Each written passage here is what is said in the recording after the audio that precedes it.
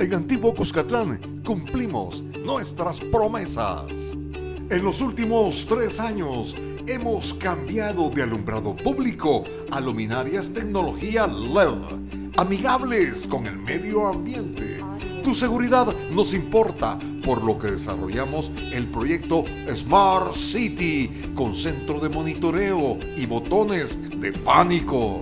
En la pandemia hemos entregado canastas solidarias y poseemos nuestro propio sistema de atención médica. Además, surtimos de agua potable a nuestras comunidades. Esto y más, por ti. Nosotros estamos regresando sus impuestos con este tipo de obras. Antiguo, ahora es mejor. Desde el Centro Gripológico de Virogrip se detectan abundantes precipitaciones de mocos. Cambia el clima de la gripe con Virogrip, en jarabe, sobres solubles y gel Capsa M y PM. Muy buenas noches, El Salvador, ¿qué tal? ¿Cómo se encuentra? Buen provecho si usted a esta hora de la noche ya está cenando y gracias que lo hace en compañía nuestra. Esta noche tenemos una agradable visita, amigos televidentes, para conocer el espectro salvadoreño político, social y económico. Tengo ya en nuestros estudios, en este día martes, ¿verdad? 16 de febrero, mire cómo vamos pasando el tiempo, hay que aprovecharlo. Conmigo, esta noche, me da gusto presentarles al padre Rodolfo Cardenal. Él es el director del Centro Monseñor Óscar Arnulfo Romero de la UCA. ¿Qué tal, padre Cardenal? Buena, qué gusto nos da saludarle, volverlo a tener aquí. Igual. Después de algunos días, ¿no? Así es. Sí, sí. Qué bueno, ¿cómo se encuentra usted? ¿Qué tal? Yo muy bien, gracias. Qué bueno. Y el Centro Monseñor Óscar Arnulfo Romero, para que nuestros amigos televidentes entiendan a qué se dedica, qué es lo que hace y cómo está trabajando en estos días. Fundamentalmente mantener la memoria de Monseñor Romero y la memoria de los mártires de la UCA. Y alrededor de eso hay una serie de actividades. Ahora están reducidas por la situación, pero normalmente sí hay mucho movimiento. Pasa mucha gente y hay muchas actividades. Sí. Mire qué bueno, ¿verdad? Lo podemos ubicar siempre en internet, ¿verdad? Para saber las actividades de ustedes. Sí, Centro Monseñor Romero. Centro Monseñor Romero. Ya saben, amigos televidentes, para que usted pueda enriquecerse sobre la memoria histórica de Monseñor Óscar Arnulfo Romero y los mártires de la UCA. ¿Qué dirían, verdad? Todos ellos a estas alturas del partido. A ver, ¿qué nos estarían diciendo, padre? No lo sé, es difícil saberlo, ¿verdad? Pero no estarían muy contentos. Depende, no sé, bueno, sí, no, ellos eran muy inquietos, no se conformaban fácilmente, no estarían hablando también. Bueno, por eso los mataron, ¿verdad? Por hablar demasiado. ¿Verdad? Pero tenemos que continuar con ello. Ah, por supuesto, hay que seguir la tradición. Sí, sí. Y para comenzar, padre, la UCA ha dado una encuesta donde pone de preponderancia el gane de nuevas ideas, pero a la vez también ha habido críticas para nuevas ideas. ¿Cómo podemos leer esta encuesta, padre? Bueno, la encuesta es lo que piensa la gente, lo que se puede proyectar de cómo el resultado de la votación, lo que piense la institución es otra cosa.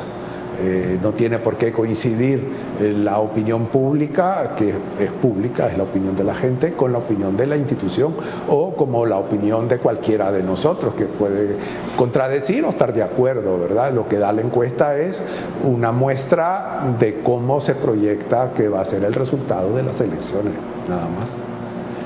Y bueno, pues sí, da que Nuevas Ideas va a tener un buen resultado. Esto de tener un buen resultado, nuevas ideas, el país teniendo la mayoría en la Asamblea Legislativa de Nuevas Ideas, muchos advierten que no es lo conveniente porque tendrían la Presidencia de la República, la Asamblea Legislativa, y recordemos que la Asamblea Legislativa es la que escoge la Corte de los Magistrados de la Corte Suprema de Justicia y Corte de Cuentas. Eso es cierto, pero ¿qué alternativa tenemos? Los partidos tradicionales no han respondido ni a las expectativas de la gente ni a las expectativas del país. Por otro lado, yo pienso que va a ser interesante porque ya no van a tener el pretexto de que no pueden actuar porque los corruptos de la Asamblea se los impiden. Cuando ellos tengan la Asamblea, entonces yo quiero ver, o la gente va a tener que ver qué es lo que entregan, qué es lo que sí hay, porque hasta ahora el discurso se concentra en decir la Asamblea es corrupta, la Asamblea no, y hay diputados muy corruptos, indudablemente, comenzando por los aliados de Nuevas Ideas, los de Ghana. Hay figuras que, gracias a la impunidad que le garantiza el fiscal general y el sistema judicial, están allí, ¿no? Pero entonces dice, ya no van a tener ese pretexto, entonces va a ser la hora de ver resultados. Ahí quiero ver, comenzando por las negociaciones con el Fondo Monetario Internacional, que van a subir los impuestos y lo más seguro es que suban el IVA. Entonces, a ver qué piensan los seguidores de Nuevas Ideas cuando tengan que pagar más por lo que consumen. ¿Por qué estamos pensando que se tiene que subir el IVA? Bueno, no es que se tiene que subir, hay que subir los impuestos. Eso tiene dos opciones: o se hace una reforma fiscal progresiva, es decir, que los que más ganan, los que más tienen, por ejemplo, los artículos de lujo. Los artículos de lujo, los cosméticos, los perfumes, la ropa de lujo, los vehículos de lujo, si a eso le sube usted el impuesto y les pone el 20-25% de impuestos, los yates, ese tipo de cosas, y baja a la canasta básica y le baja los medicamentos, ahí beneficia a la población de menores ingresos. Pero lo que van a hacer es subirle, como suelen hacer, subirle el impuesto parejo a toda la gente, lo cual es injusto, muy injusto.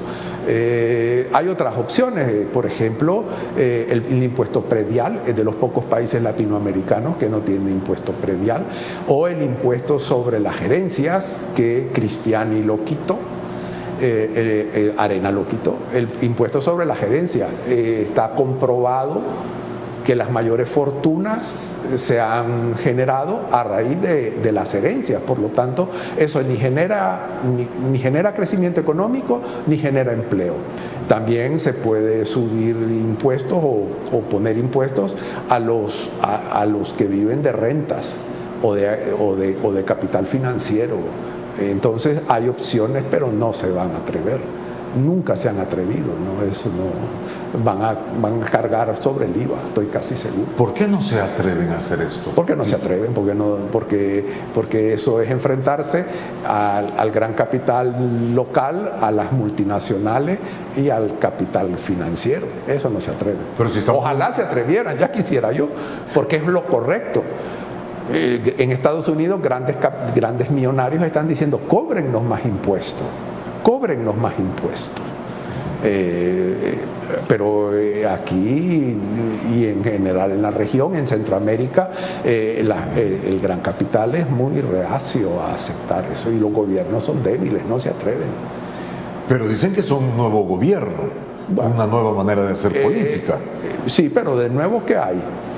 Cuando estamos viendo actos de corrupción, no solo actos de corrupción, una opacidad inédita.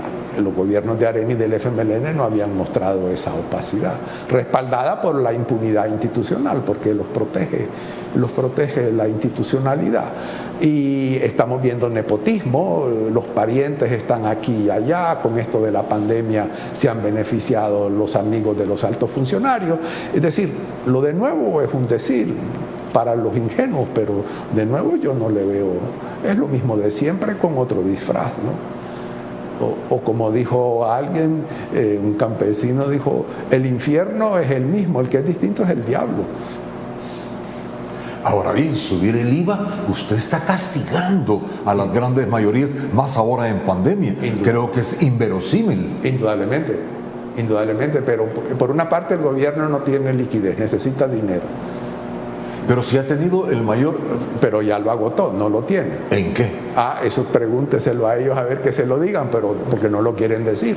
Pero eso ya está agotado y la deuda es enorme.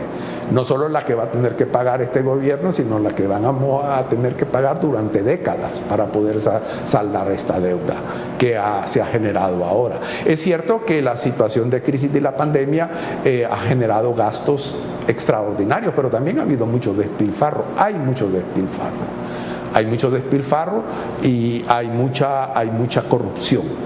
Y eso hace que los gastos crezcan y el país tenga una carga insoportable. Cada vez va a ser más insoportable.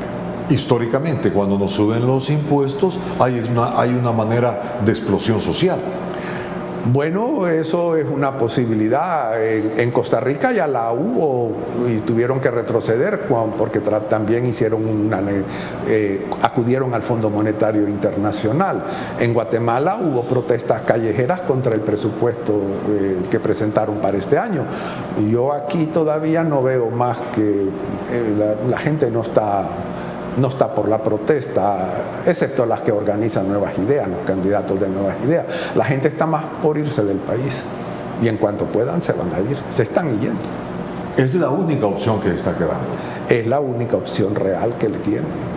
Perfecto, vamos amigos televidentes a nuestro primer espacio publicitario. Estamos conversando con el padre Rodolfo Cardenal, él es el director del Centro Monseñor Óscar Arnulfo Romero, tratando de levantar, ¿verdad? O mantener, mejor dicho, esa memoria histórica de estos mártires. Ya vuelvo, permítame.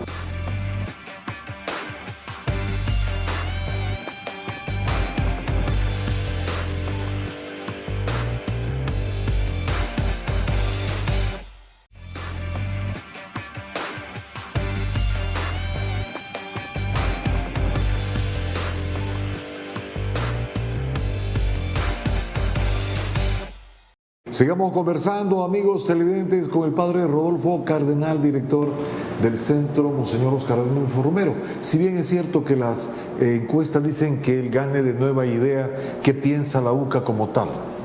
¿O usted personalmente? No, pero es que son dos cosas distintas. Sí. Una cosa es lo que dice la opinión pública y la UCA en ese sentido pues dice, esto es lo que hay, ¿no? ¿Qué va a pasar? Ya veremos, ¿no? Sería especular. Sería especular. Así es, pero ¿no considera usted, a pocos días de las elecciones, el desgaste que ha tenido el gobierno, no cree que le puede pesar a la hora de emitir el voto? ¿Qué es lo que piensa? ¿La gente está viendo un espejismo o qué? Es una hipótesis que pueda, pero todas las encuestas coinciden, unas más, otras menos, pero hay una enorme coincidencia, ¿no? Sería muy extraño que la opinión pública, alguna vez ha pasado en algunos países, se la juegue a la encuesta y vote de otra manera, pero lo previsible es lo que dicen las encuestas, ¿no? No solo la de la UCA, todas dicen lo mismo. Todas las están diciendo. Con la manera de actuar, el año, como usted ha observado, la manera de actuar del gobierno durante un año, ya con este gane, ¿qué nos puede esperar? Tomando en cuenta la visión, y no es de aventurarse a hablar, sino que tomando en cuenta los síntomas que tenemos acá, ¿qué podemos esperar ya acá? Pues no lo sé, porque este gobierno es imprevisible y no hay planes que se conozcan, ¿no? Ni siquiera el plan más importante, que sería el control de la violencia, no sabemos en qué consiste, ¿no? Tampoco hay plan económico. Lo que he dicho yo sobre el IVA y el Fondo Monetario, eso es hasta cierto punto lo que parece, lo que hay indicios de eso, pero por dónde es que no hay, nos mantienen en el limbo en ese sentido, entonces es difícil saber. Lo único que yo sí veo es que entonces el gobierno ya no va a tener el argumento fundamental que tiene ahora, que no lo dejan gobernar los diputados.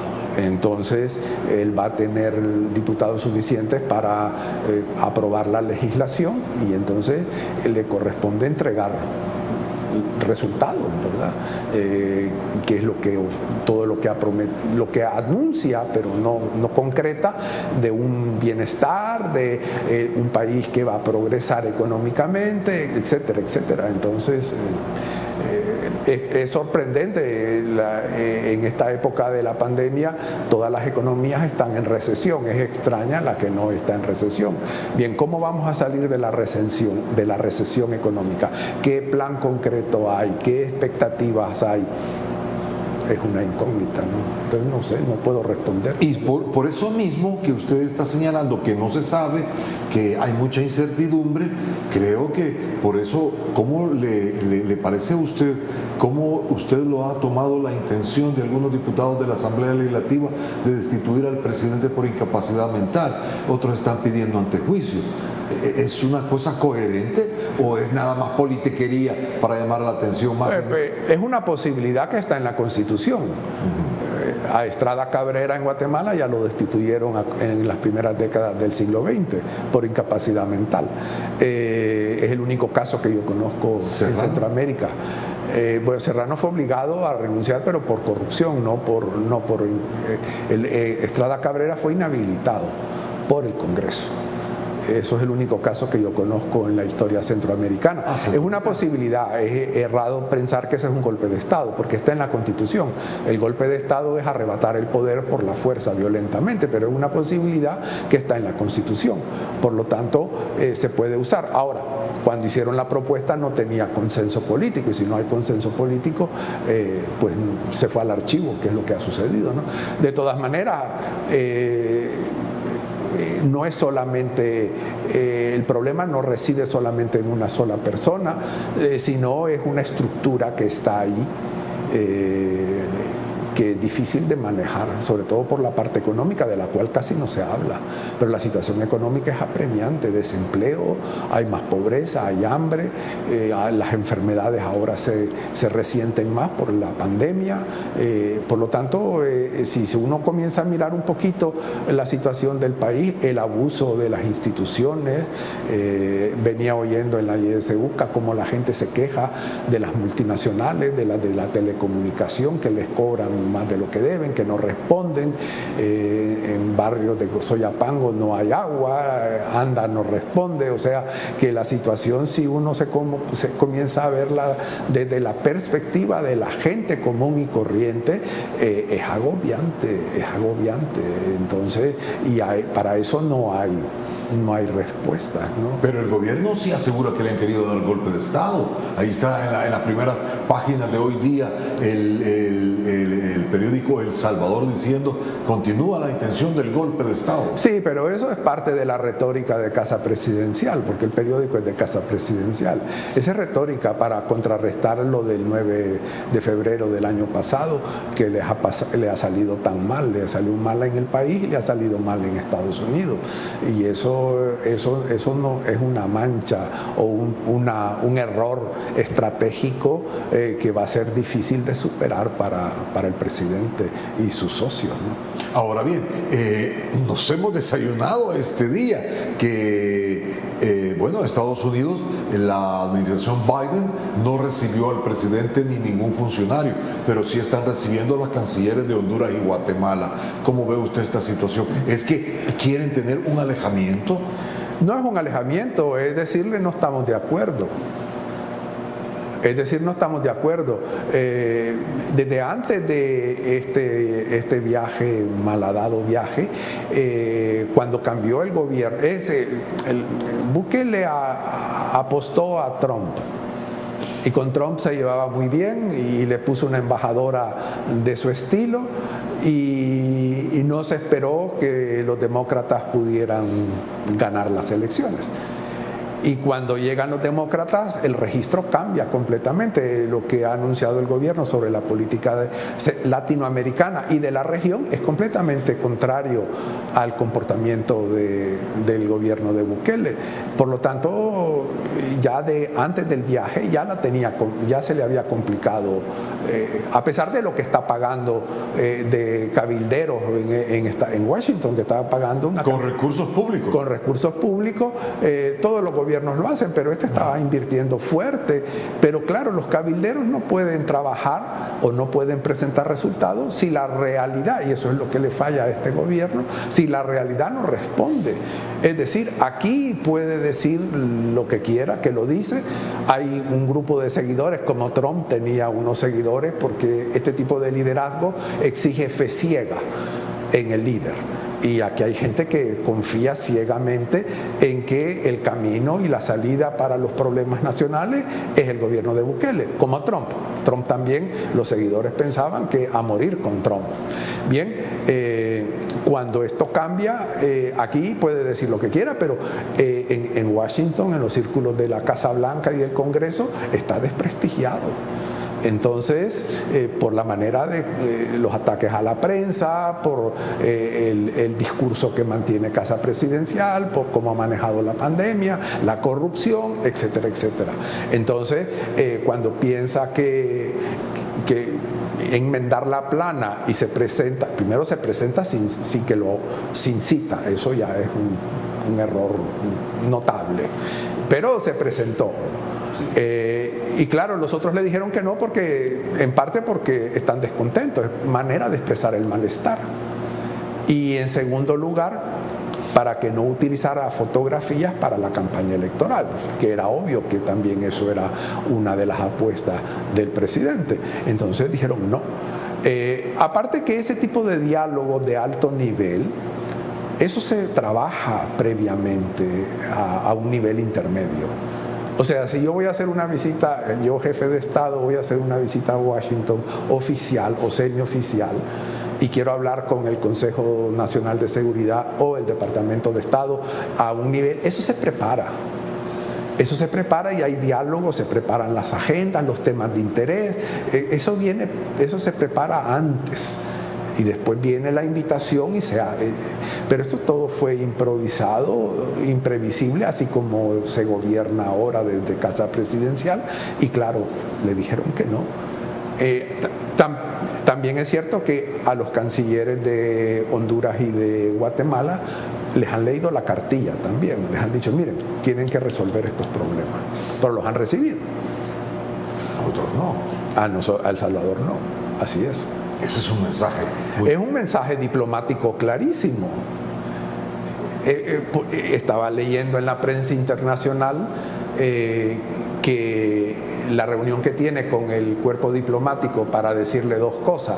Uno, que la prensa internacional miente, y la otra, que le quieren dar golpe de Estado. Eso en los círculos que manejan en el Congreso, los congresistas que manejan el área, interesados en el área centroamericana, eso les ha caído muy mal. Es decir, les confirma que la postura es mostrar el disgusto con esta manera de gobernar. Al cuerpo diplomático no se le convoca para cosas como esas, se le convoca cuando hay una emergencia. ¿Ha sabido usted de alguna impresión del cuerpo diplomático? ¿Qué es lo que han pensado? Pues sí, entonces, pues los diplomáticos son diplomáticos y en público no van a decir nada, pero en Europa es que eso es absurdo lo que ha pasado, ¿no? Pero es falta de tino, falta de sensatez. Yo pienso que a veces en el círculo íntimo del presidente falta racionalidad y sensatez, ¿no? Y conocimiento. Y claro, conocimiento, sí, por supuesto. ¿Le parece? Vamos al siguiente espacio, padre, para seguir hablando sobre más temas nacionales. Vamos a llegar a lo que es las elecciones actuales, cómo se están llevando a cabo. Mire, el atentado que ha sufrido el FMLN, sus seguidores, los correligionarios, algo que no se puede olvidar y que no puede volver a ocurrir. Ya volvemos, permítanos.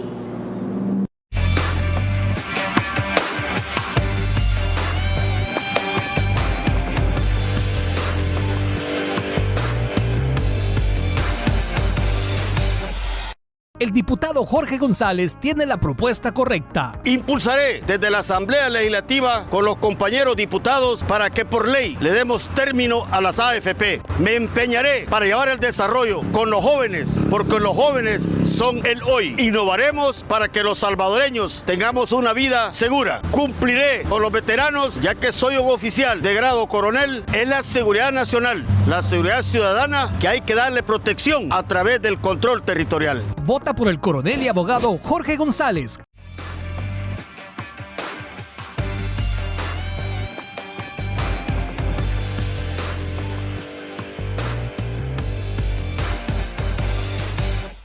El 9F fue una manchita, como usted está diciendo, o una manchota. La cuestión es que ahí podemos ver la clase de personalidad que tiene el presidente. ¿Cómo ve usted el 9F y lo que ha sido connotación a nivel nacional e internacional? Estaba leyendo en la prensa de hoy en la mañana que eso fue planificado por el ministro de Defensa.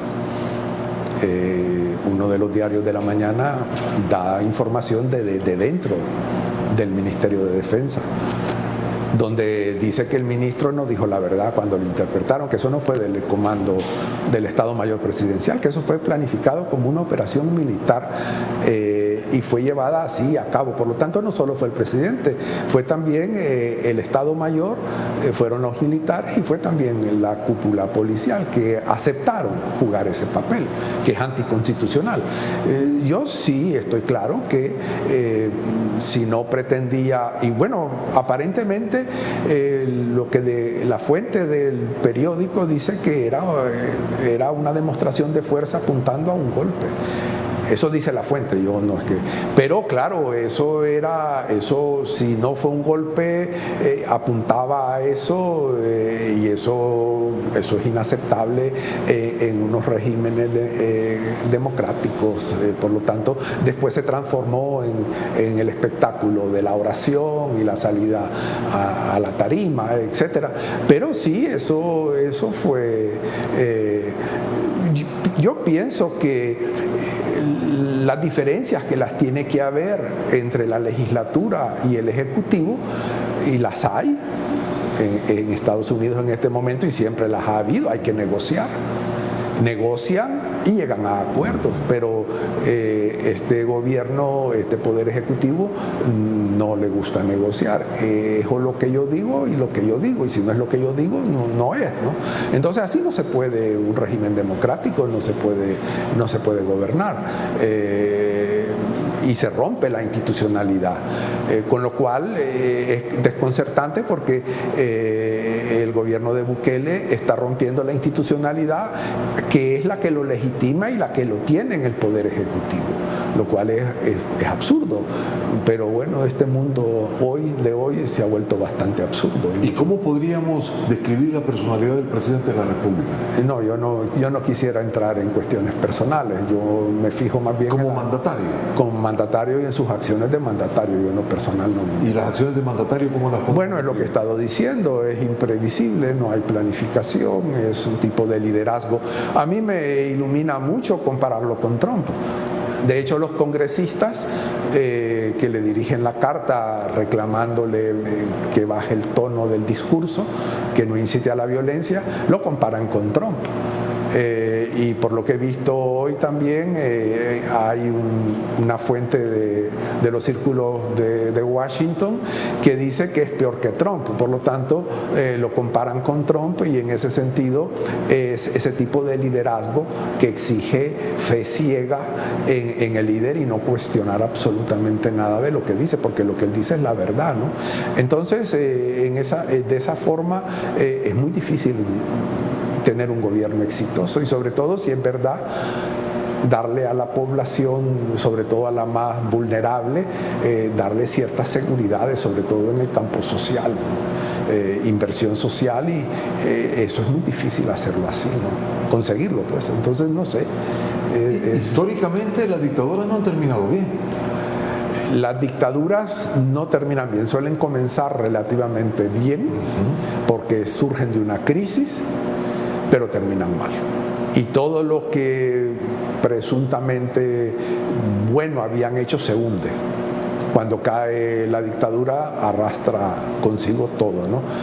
Por lo tanto, ese tipo de autoritarismos no son buenos. Aparentemente, y yo soy consciente que la opinión pública piensa todavía, desde hace décadas, desde que el UDOP comenzó a hacer encuestas, que la solución para los problemas del país es el autoritarismo, una especie de dictadura blanda, para decirlo así, pero eso no quiere decir que eso sea bueno, ¿no? Eso es lo que piensan, que el autoritarismo, la represión, Eso es el mejor régimen de gobernar. Muchos piensan que debemos de volver al régimen Martínez.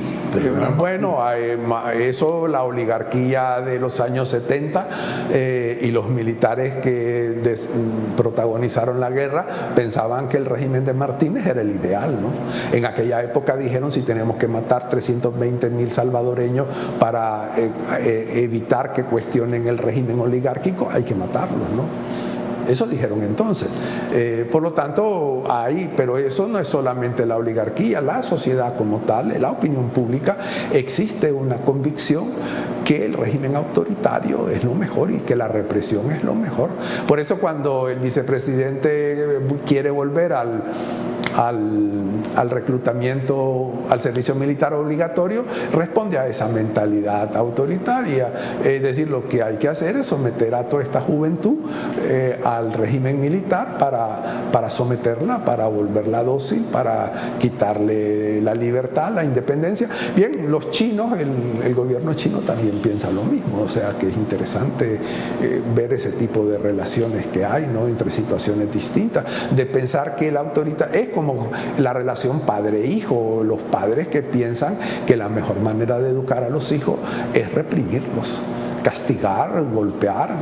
Ahora bien, de los acuerdos de paz, la Fuerza Armada a la fecha ha retrocedido, han visto, porque en un tiempo, 5 años después de la firma de los acuerdos de paz, la Fuerza Armada ocupaba un lugar muy prestigioso dentro del ranking de los ministerios del reconocimiento. Y ahora, de los acuerdos de paz a la Fuerza Armada que tenemos en estos momentos, que ustedes han visto todo su accionar, ¿hemos retrocedido? Yo pienso que no hemos retrocedido, es la misma Fuerza Armada, es que la Fuerza Armada no se ha transformado. Los miembros. Eso es lo mismo. Mire, por ejemplo, hoy también, hoy la prensa de la mañana tiene mucha información. El militar que dirigió el operativo de la toma del Salón Azul, que ahora está de agregado militar en la OEA, no sé por qué tenemos que tener un agregado militar en la OEA, pero bueno, hay un agregado militar en la OEA que lo pasaron del mando, se lo llevaron a Washington, ahí lo tienen. Bien, este viene de una rama de la Fuerza Armada que depende de la Guardia Nacional, viene de ahí. O sea que la reconfiguración de la Fuerza Armada, que supuestamente tenía que haber ocurrido, no ocurrió. A mí me parece que no ha ocurrido. Y este señor, además, aparentemente hay acusaciones de acoso sexual y aún así lo mandan a Washington, nadie le juzga, no da cuenta de nada. Entonces, cómo se ha manejado el caso del hijo del ministro de Defensa y el otro militar, a unos los castigan, al hijo del ministro de Defensa no lo castigan. Entonces, en una institución que se enorgullece de la jerarquía y de la disciplina, estas son cuestiones sorprendentes. También está hoy en la prensa cuando la fuente esta que informa de cómo se tomó la decisión militar del Salón Azul, ahí dice que 2 oficiales de alto rango se opusieron al ministro de Defensa, le dijeron que era un disparate ese operativo. Bien, a eso los castigaron. Les quitaron los mandos que tenían. Bien, entonces yo pienso que no ha habido una transformación, no hay retroceso, es la misma Fuerza Armada de siempre. El ministro de Defensa anterior no participaba en política, no opinaba continuamente en política, no lo quisieron pasar como militar a un puesto en el gabinete, tuvo la Corte Suprema lo dijo que no se podía, etcétera. Es decir, el deseo de los militares de participar en la política, eso ha estado ahí y está ahí. Cuando uno está pidiendo participación política. Además ya la está pidiendo claramente, lo cual ahí indica hasta dónde llegan. Están dispuestos a eso, quieren eso. Y además eso no es conveniente porque son gente por supuesto armada. Que no, y además por ser armados. Por ser lo que son. Si tanto interés tienen en la política, que se den de baja y que se dediquen a la política, como hay otros que lo han hecho. Pero no puede ser que eso no es aceptable en ningún ejército. En ningún ejército que se precie de ser un ejército en un régimen democrático, eso es inaceptable. Como es inaceptable que se hayan prestado a la toma del Salón Azul. o como es inaceptable que repriman a la población en las aldeas fronterizas, en los pueblos fronterizos, porque no entienden o no quieren entender que la gente pasa de un lado a otro de la frontera. Bien, es que eso no puede ser. Yo pienso que la mentalidad de la Fuerza Armada no ha cambiado para nada, se sigue reproduciendo. Mire, viendo también la parte de la Fuerza Armada, también tenemos que observar lo de la Policía Nacional Civil. Vamos a conversar de ello, si usted está de acuerdo, cuando volvamos, porque ya me están haciendo la seña. ¿Cómo pasa el tiempo con una buena conversación? El tiempo se va así, ¿verdad? Así que vamos a tener que aprovecharlo al máximo. Tenemos al padre Cardenal acá, que no todos los días viene, así es que vamos a tratar de aprovechar lo poco que nos queda. Permítame, ya vuelvo.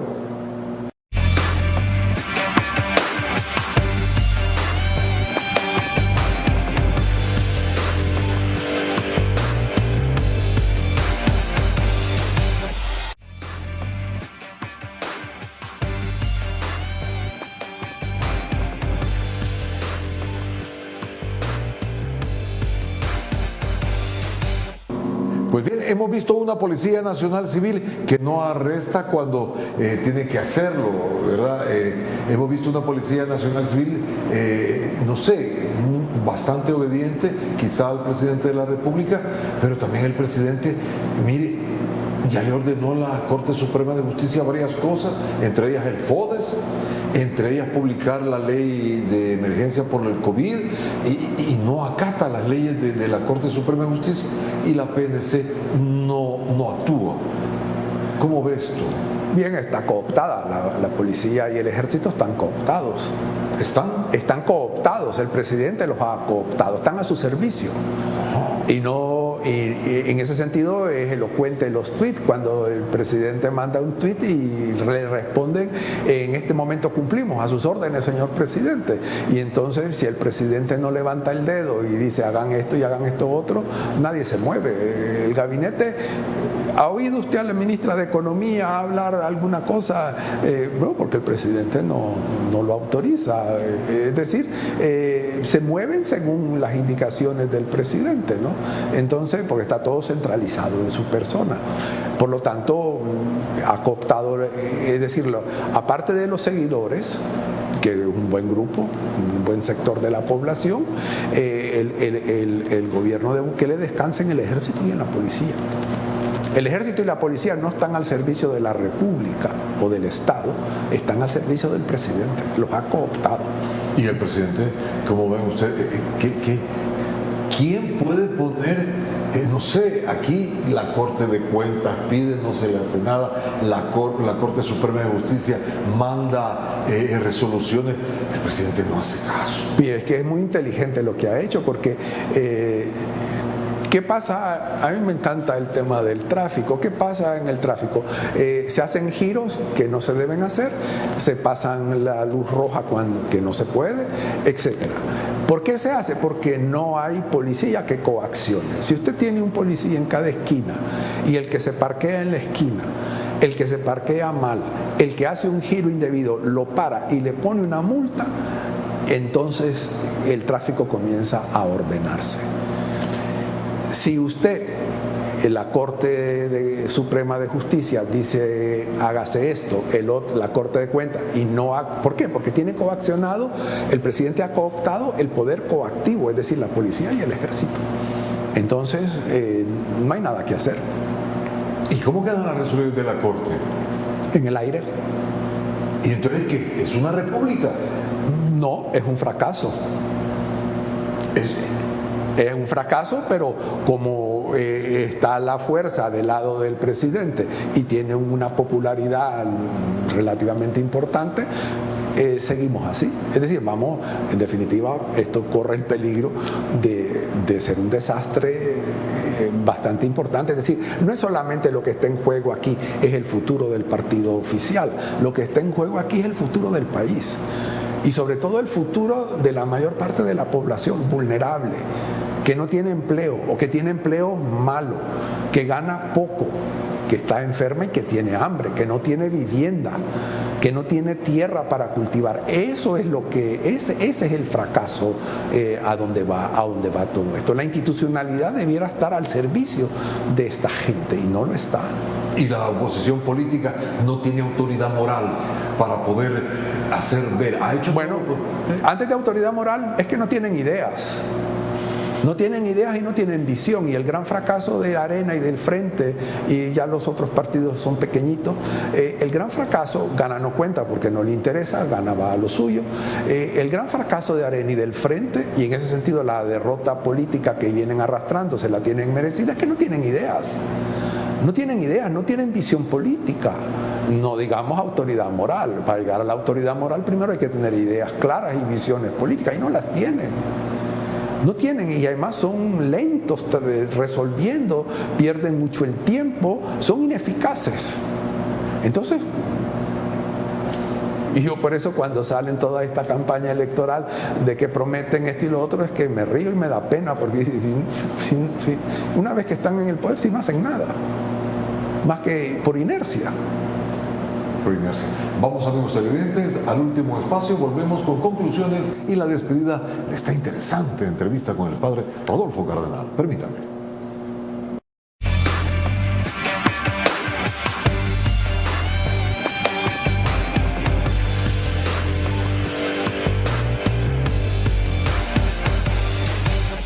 Este 28 de febrero, innovemos la nación hoy. Vota por la casilla 11 del coronel y abogado penalista Jorge González. Por la casilla 11. Estoy con la casilla 11.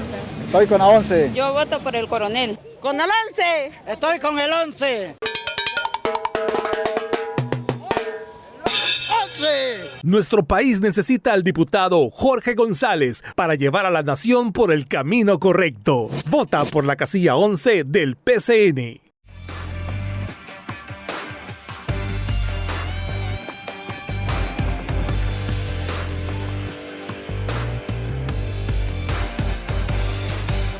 Por muchos años, padre Rodolfo Cardenal, la UCA ha sido muy respetada, pero también marginada. Recordémonos los tiempos de la guerra, los militares y todo ello.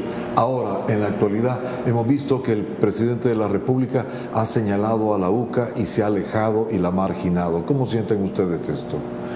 Mire, la UCA no está al servicio de los partidos políticos ni del presidente de la República, nunca lo ha estado. La UCA está al servicio de la gente, del pueblo, de la gente pobre, excluida, marginada, de toda esta gente de la que he estado hablando. Y mira la realidad del país desde esa perspectiva. Por lo tanto, que digan esto o que digan lo otro, nos tiene sin cuidado. Yo pienso que la UCA está al servicio del país, pero entendiendo por el país la mayoría de la población que la está pasando muy mal en este momento. Esa es la causa de la UCA, no satisfacer a un determinado político, partido o gobierno. Por lo tanto, y además la trayectoria es larga prácticamente desde Sánchez Hernández con las primeras reformas agrarias. La UCA opina y piensa lo que le parece que debe pensar desde esas mayorías, y si le gusta a los gobiernos, pues por lo general no les gusta y atacan, siempre han atacado, lo cual quiere decir que estamos bien. Si fueran complacientes, quiere decir que hemos perdido el rumbo. ¿Estarían dispuestos a volver a invitar al presidente de la República en alguna coyuntura? Bueno, es que a la UCA no se ha invitado, que yo recuerde, en campaña pero esos son los candidatos, eso es otra cosa. Al único presidente de la República que se invitó a la UCA, si no me falla a mí la memoria, fue a Cristiani, cuando estuvo aquí el presidente de Costa Rica, que le habían dado el premio Nobel. Y la idea del padre Yacuría de traer a Cristiani era que se comprometiera, dado que habían dado el premio Nobel de la Paz al presidente de Costa Rica, que se comprometiera a dialogar para negociar la salida de la guerra. Y eso le costó la vida.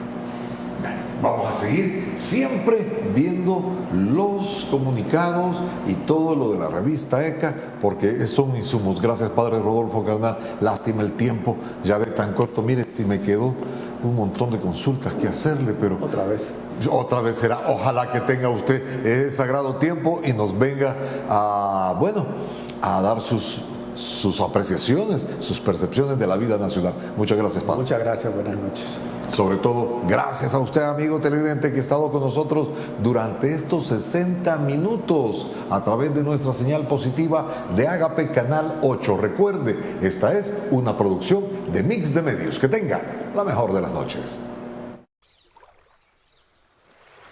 Desde el Centro Gripológico de Virogrip se pronostican lagrimeos torrenciales y malestar general.